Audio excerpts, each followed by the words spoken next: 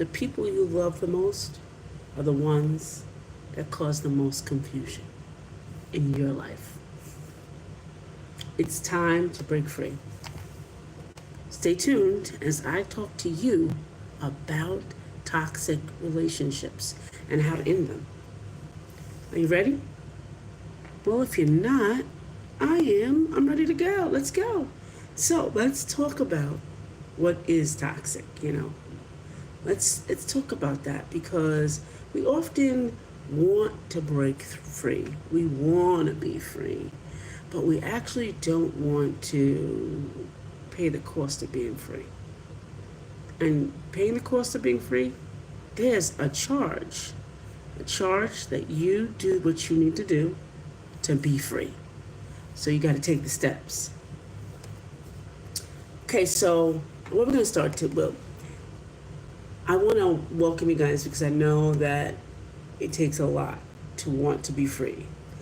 And today I'm going to be sharing my insights on that and my experience with it. So I'm going to share my story very, very shortly. I was in a relationship with, friendship relationship. And this friend of mine was a friend of the family for many years. And then we became friends in a different way. We knew of each other. We weren't friends. We didn't hang out. We didn't share experiences. We didn't share personal information. However, later on in life, we met again in a different arena, and we became friends. So we became friends, and we started hanging out. But what I started to recognize is that a lot of her behavior was very toxic. I heard criticism. I heard subs, but I overlooked them. I heard constant putting me down. I heard beration on my relationship, because I didn't have a relationship and she had several. And I didn't pay much mind to it until it really boiled to the top. And here's when you shouldn't let it do that to you, because you've had enough. It's up to your neck now. You had enough, and you don't want to be involved in these relationships, right? These toxic, or keep them around so long that that you start to suffer. Hey, the Reaper, thanks for dropping in. And you don't want to stay in those toxic relationships, right? So today we're going to talk about breaking free, navigating and severing these toxic relationships. Because they're really, things that we need to get rid of. One thing I could definitely tell you, thank you, Reaper, for being my new subscriber. One thing I could definitely tell you, I have 2 books that can help you. Now, one is called 𝗫. You can get it in ebook, audio, coming up in audio, and also in paperback. That one is a guide, and hanging around and staying with toxic people is a derivative of people pleasing, which comes from a past trauma or past hurt. So I recommend you getting that book. The second book I recommend you getting is because if you continue to stay around these people, you will start to feel dis-ease, meaning you'll probably get headaches, be exhausted, go through things in your life, and also kind of suffer. So it creates dis-ease. Mikey, no, you should not leave her. That's a political indecision that you should have recognized and talked about before you started dating her. That's not even my problem, though. But thanks for asking the question, Mikey. So those are the 2 books I'm recommending to you, the 2 books. And we're going to talk about them as they come up. But stick with me as we go through this, because I don't want you to miss this. I don't want you to not hear anything that I'm talking about today. So here's what we're going to cover: how to recognize toxic relationships, the emotional impact that they have, practical strategies to cut ties, and steps to heal and move forward. And at the end, I'm going to answer some questions that you may have. So stay tuned. Hey, Cross, thank you. Did I know that it was? No, I don't know what that is, but I know Dawn is great, but I don't know what that means. Cross. And you're welcome. I know you was messing with me, Mikey. Thanks so much for stopping by. Okay, so let's start with identifying toxic relationships. The sign that you could, the signs that you are going to see. Oh, Robert. Okay, so I'm just starting because I'm answering everybody's questions and I'm just starting. So we're gonna work on how to recognize toxic relationships, the emotional impact they have, practical strategies to cut ties, and steps to heal and move forward. And at the end, I'll have questions, Q&A time. Okay? So we're going to be identifying. This is the first step is going to identify the toxic relationship. What does it look like? And how can we, figure out if it is that way? So a toxic relationship is one where you consistently feel drained when you are involved, when you have a conversation, when you're talking to them, when you're walking with them, when you're hanging out with them, you feel tired once you leave. The second thing is you feel unworthy. You feel like this is horrible. I don't deserve this. It's like I don't deserve this. I don't. What did I do to deserve being questioned every day, all day? What did I do to deserve backhanded comments? What did I do to deserve actions of criticism all the time? What did I do to just feel this way? Or that you're always emotionally manipulated.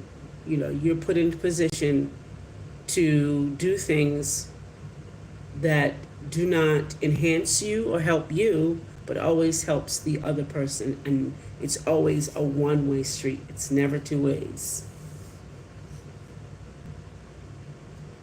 Well, many people are involved in those relationships, and we'll get into that. That's a great question, Robert. Because they are people pleasers. That's really it. They've had a trauma or something in their lives that they have to please people. And so they put out the energy that they feel unworthy, that they are not fully energized. And then they attract those type of people that will, they attract to them, and then they're in a relationship with them because they just need each other in a negative way. No, it's not because of spirituality. Spirituality is different. So soulish behavior is what you're really lined up for. Spirituality has to do with you and God. It has nothing to do with you and another person. You cannot connect with them spiritually, not at all. Only soulishly. Soul, like, who you are, what you do, how you do it. Energetically, you connect with other people. But spiritual is the only thing that you and God are connected to, no one else. So we're talking about soulish things right now, really soulish things. That's another, let's just keep on track, okay? So here's the signs of a toxic relationship. It's constant criticism or belittling. Yes, you're actually attracting negativity. Not tracking, but attracting negativity. The second one is emotional manipulation or guilt tripping. You're guilt tripped into, things like maybe you'll say, "What? So you're just gonna leave me like this? So you're just not gonna listen to me?" So things like that. So you're gonna go to work and leave me home by myself. So you're going to not buy me that pizza and you're going to eat in front of me, you know, those type of things. So you're guilted into doing things that you can't either afford, want to do, and shouldn't do. Those are the things that you're really kind of like put into a situation with. The third one is feeling anxious or walking on eggshells. Sometimes you're walking in relationships that if I say the wrong things or bring up the wrong subject, they're gonna have a hissy fit. They're gonna be upset. They're gonna be angry, and you just don't want to go through all of that. The fourth thing is lack of respect for boundaries. If I say, don't go in my drawer, if I say, let's not talk about my kids, if I say, let's, keep family out of this, if I say, I don't want to talk about politics, if I say, I don't want to talk about religion, and they disregard that and then start talking about it, then get all of those subjects involved that I didn't want to, and I said specifically not to do, they do it, that is a toxic relationship. Controlling or possessive behavior, creating a space where you are their all. One of the questions, one of the things that I hear a lot of people who have this toxic behavior is, they are my world, or my world fell apart when they left. I died, something died inside of me when they left. Those type of over dramatic wordings mean that you're very possessive. That's a possessive behavior, and it's controlling, and it is toxic. So take a moment and reflect. Think about those scenarios: constant criticism or belittling, emotional manipulation or guilt tripping, feeling anxious or walking on eggshells, lack of respect for your boundaries, controlling or possessive behavior. Which one? Which one do or does a relationship make you feel this way? So Robert asks, so how do you supposed to be friends first to learn each other's habits and ways, and then maybe thinking about a deep relationship in the future? Well, you're supposed to be friends first, and it really starts off to be friends first, and it yields like respect, honesty, truth. And it, literally it takes about 2 years, in my experience, 2 years. And then if you're dealing with a narcissist, you probably won't even know that. You probably will be duped into, a relationship. But it takes about 2 years to get to know someone, because I'm going to be honest with you, I don't think most people know themselves in order for them to even know somebody else.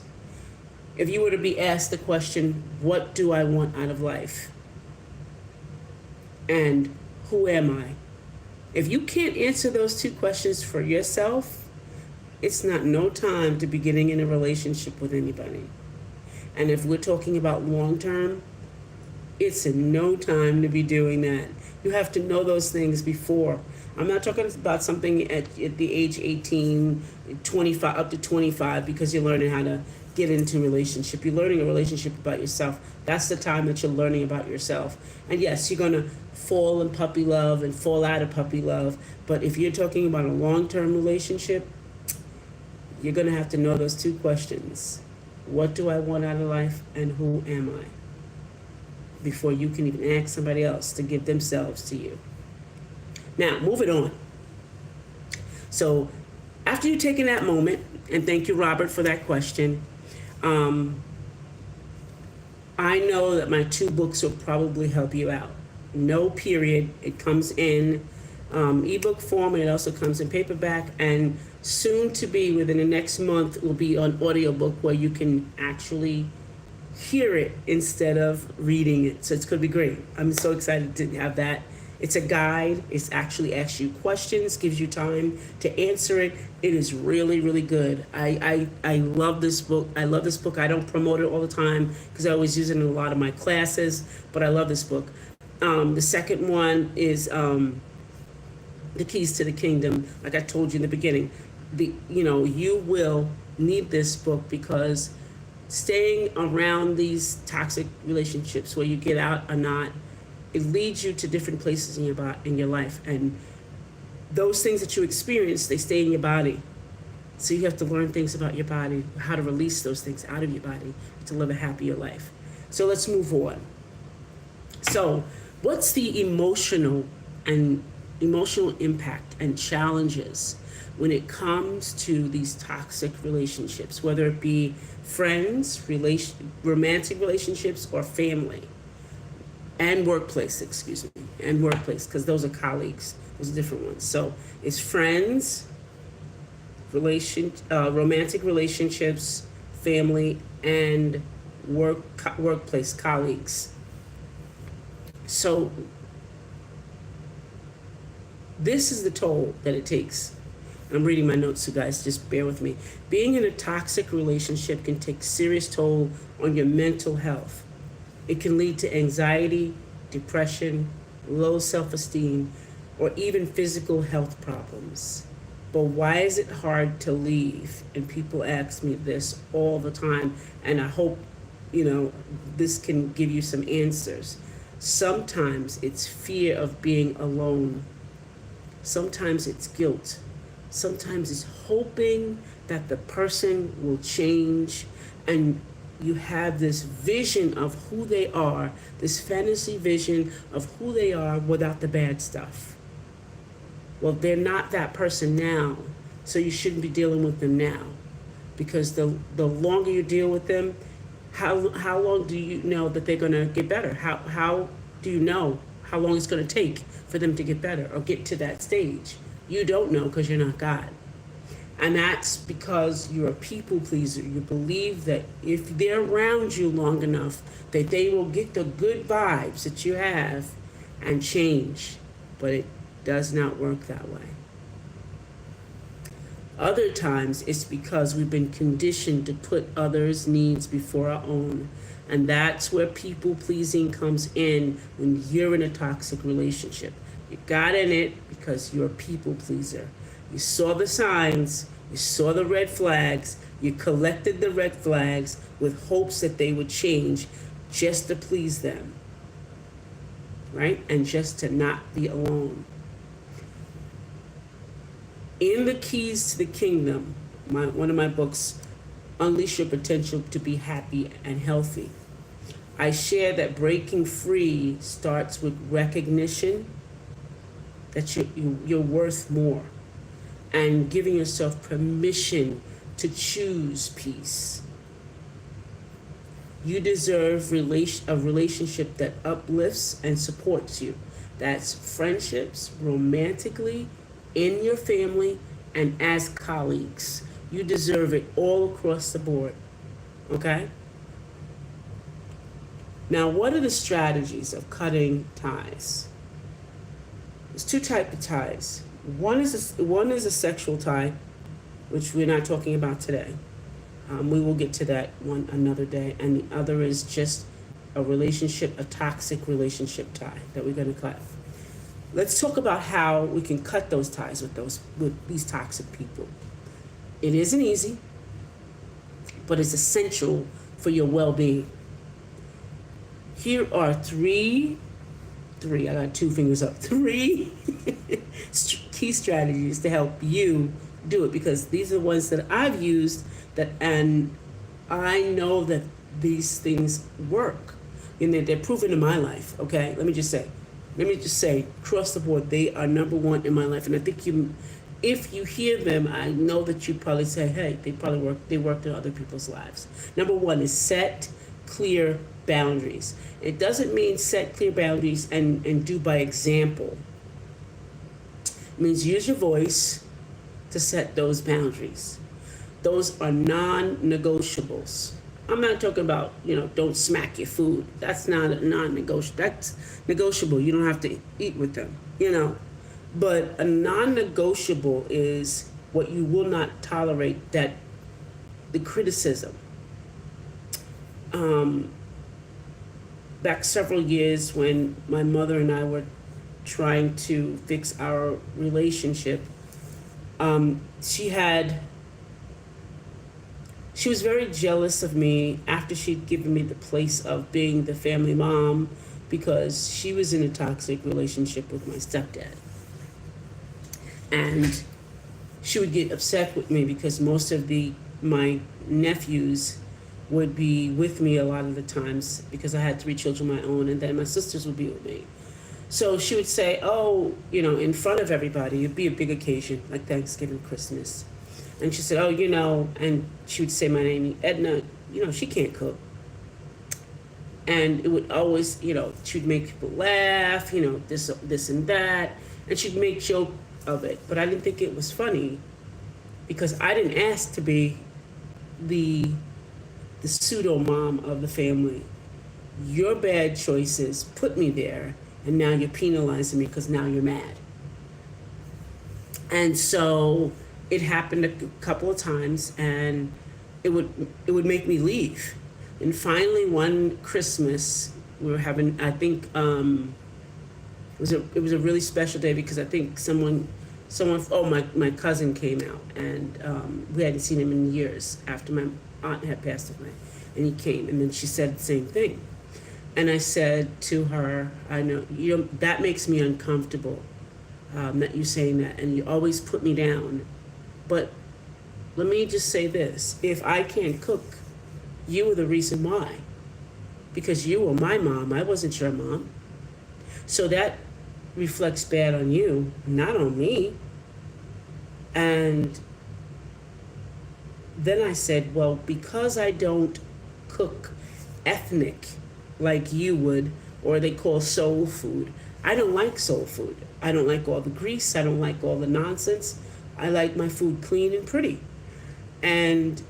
But my kids are grown, they're in their 40s, they're not dead. They've graduated high school, some have gone to college.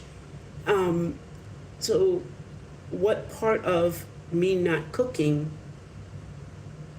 is important right now? So after I was saying that to her, that was a clear boundary. And I said, that was a non-negotiable for me. I said, I don't want you to say that again. I don't want you, I will not engage, I will not be here if you insist on making me feel uncomfortable because of some position you put me in, and I didn't want the job. You gave it to me by default. And so after that conversation, she never brought it up again, she never joked about it again, because clearly it was a sub. It was not something to make people laugh, ha ha, very funny. It was to make me feel bad. So clear communication on what behaviors you will not tolerate are definitely important to say, right? Because when criticism and belittling happens, it hurts you. And what does that hurt do? It goes into your heart, goes in your bloodstream, and you become resentful, and resentment flows through your blood system, and then you don't want to be around that person, and you're faking to be around, you have no peace. And the peace is, you have no peace because as soon as you think about them, you get all upset, right? You have no peace. So you want to protect your peace. Your peace is within you. Most people who are toxic, and they don't know that they are, because they do that to survive, and they never stepped over into thriving, will always do that. Will always do that. So make sure you set clear boundaries. 2 is communicate your decision. When ending a relationship, be direct. Be compassionate, but be direct. My friend that I had for so many years, she did something to me that hurt my feelings, and she thought I should be okay about it. And I said, no, I'm not okay about it. So after that, she did something else that even got worse. And so I called to speak to her, and I said, I need to talk to you about this, because I don't think you're getting the fact that this is not acceptable. And so when I sat her down and I said, explained it again to her that she hurt my feelings. And she said to me, I don't understand it. I don't understand why you would do that. Now, mind you, we were friends and we had a business together. We just signed partnership papers. And I became the flunky because she was going to and fro and doing what she wanted to do. And I was the one doing all the work. And that finalized that the relationship had to end. So I said to her, I have to end this relationship because it's not healthy. Not for me. It's profitable for you, but it's not healthy for me. And I need to step away and focus on my well-being, on me being happy. And I didn't give her a lengthy explanation. I was firm and concise. I was clear. And although she wanted to get upset and start to raise her voice, I said, we're going to lower our voices. This is what I've decided for me. It has nothing to do with you or controlling you. It's just that I have to control me, and this is what I'm doing for my own peace and my own sanity. So communicate your decision, stick to your decision. If they don't understand it, make sure they do understand it, and make it short, sweet, concise, and compassionate. Point blank, period. No explanation, no nothing. 3, seek support. Don't go through this alone. A lot of our communities do not believe in therapists, coaches, recovery, but it's so important. The support groups, it's so important to be in these groups. And now that we have a lot of internet, online support, we should be in some of those groups. We should be in there talking about how to counteract this challenge. We should be in that. Talk to your trusted friends, family, and a therapist or a coach. Talk to them. You can be guided, into a better direction. As a narrative therapist myself, I know that I can help you change your narrative, on what you're thinking about that situation. So seek support. Read things like the books I told you about, the No Period and the Keys to the Kingdom. Read books that guide you. Go to groups that guide you in this. If the toxic person tries to manipulate you or guilt trip you, stay firm. Remember, you have the right to choose peace over chaos at any time. That's your choice. So now we're going to go into healing and moving forward, which is the thriving part, Now, there is no time limit on any of this. That's why I said you got to write some of these things down. You really have to write things down because it might take you 5 weeks, 5 days, 20 minutes, whatever it is. Everyone's different. So surviving is a process, and then to step into thriving is another process, because once you come out of something, you're just surviving it. Then you gotta have to learn how to thrive through it. So it's all a step by step process. So I'm gonna help you with this last part to start the healing from the cutting the ties, because just like you get cut on your arm, your finger, your toe, surgery, there's an open wound revealing blood and other pieces of your skin. Your skin is open. And what do they say about your skin? Your skin is the biggest organ you have. It's the biggest. So when it comes to soul ties, we have to tie it off, cauterize it, and be able to be strong enough to begin the rediscovering part. So once you cut your ties, the healing process begins. All right? And you're going to start to heal, and you're going to start to rediscover yourself. So the first one is, number one, is practice self-care. Self-care is more than getting a massage. It's more than getting your nails done. It's more than getting your hair done. It's more than getting a facial. It's more than dressing up the outside. It is dressing up the inside. It is inner work that you need to do. It's essential. It's very needed. Inner work needs to happen, whether you need to have inner work, child inner work, or shadow work. You need to do the work. The work is going to take you time so that you can be really free, really relieved. Because listen, your body's going to react the same way. You're going to miss that person because your body is used to being with that person. You're used to going with them places. You're used to being part of their lives. Being cut from somebody's life is surgery.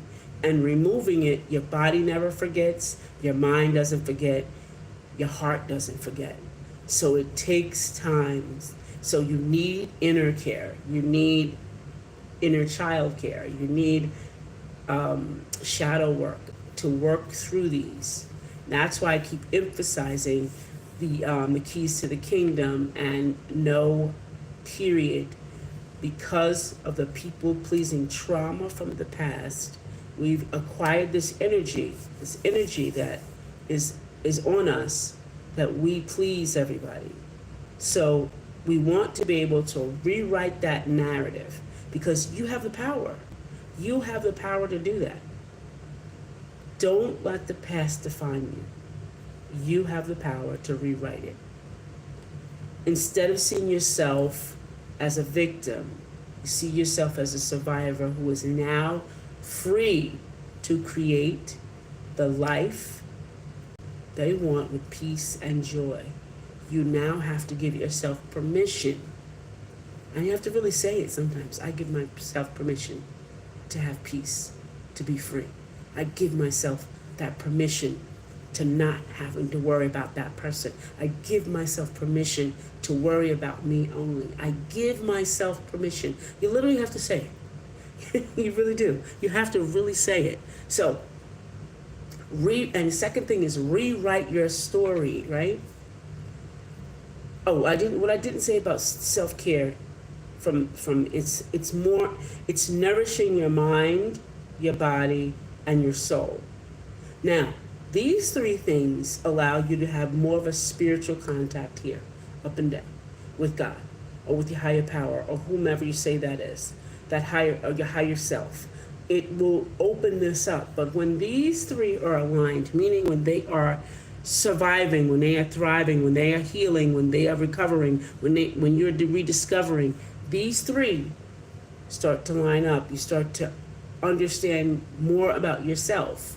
Not about the world, not about people, but you start to understand more about yourself, and you'll be able to give your intuition, your main brain, which is your gut, your intuition, room to start to think and to do and to speak for you.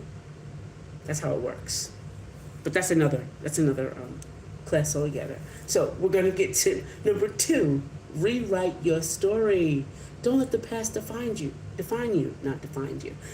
In the keys to the kingdom, I emphasize the power of rewriting your narrative. Your narrative. So if your narrative was that I was an introvert, didn't have friends, didn't like myself, you are now rewriting the story. I am powerful, engaged, the creator of my own life, capable of doing anything that I put my hands to do. I am all-knowing, full of knowledge, authentic in my own right.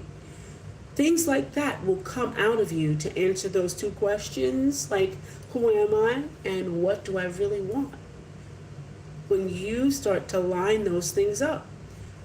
Okay, so rewrite your story.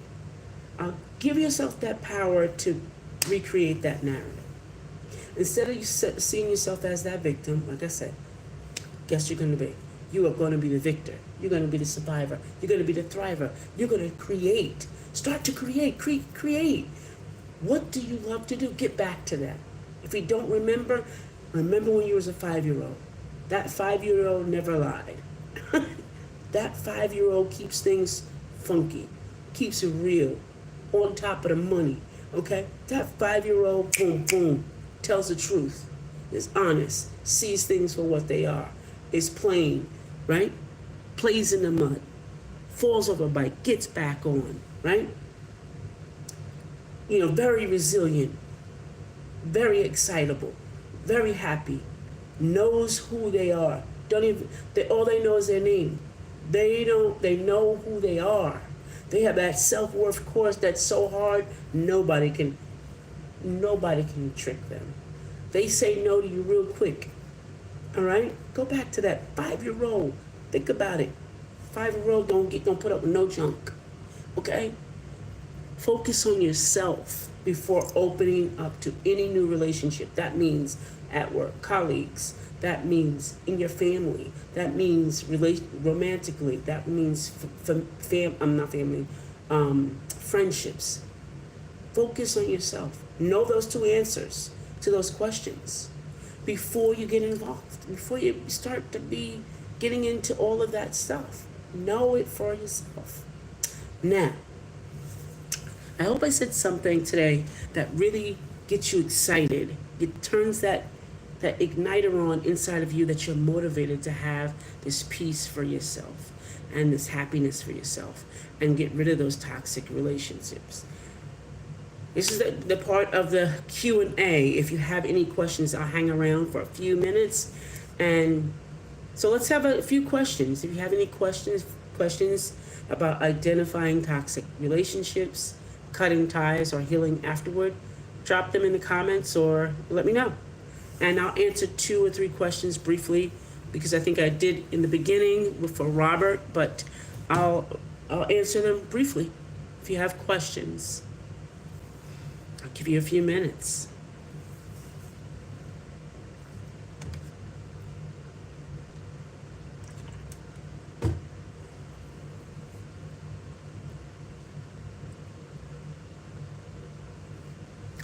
So I don't see any questions coming up. I think I answered everybody's questions prior. So I just want to say, take action and, think about your life and what you're doing with it, because it goes really fast. It really does. Before you look up, you'll be like, oh, I'm 15 years later, right? So you're not obligated to remain in relationships that cause you pain. Love does not have any pain at all. Maybe has some speaking up to do, or some maybe conflict and resolution that you can come to an agreement to disagree on, but doesn't hurt. Love is very complex because it's a choice to be compromising, to be understanding, to be honest, to be committed. And choosing to walk away from toxicity is an act of self-love and courage. And remember, you're never alone on this journey. If you need some support, I invite you to explore my books, 𝗫, a 90-day devotional break free from people pleasing. It's a perfect daily inspiration of practical steps to regain your power. Number 2 is the keys to the kingdom. Unleash your potential to be happy and healthy. A guide to rediscovering your self-worth and building a life of joy and purpose. You can find those books on Amazon. Just search for my name, Edna J. White.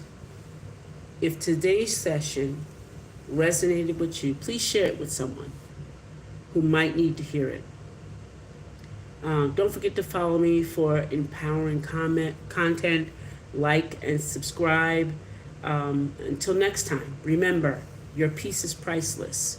Protect it at all costs.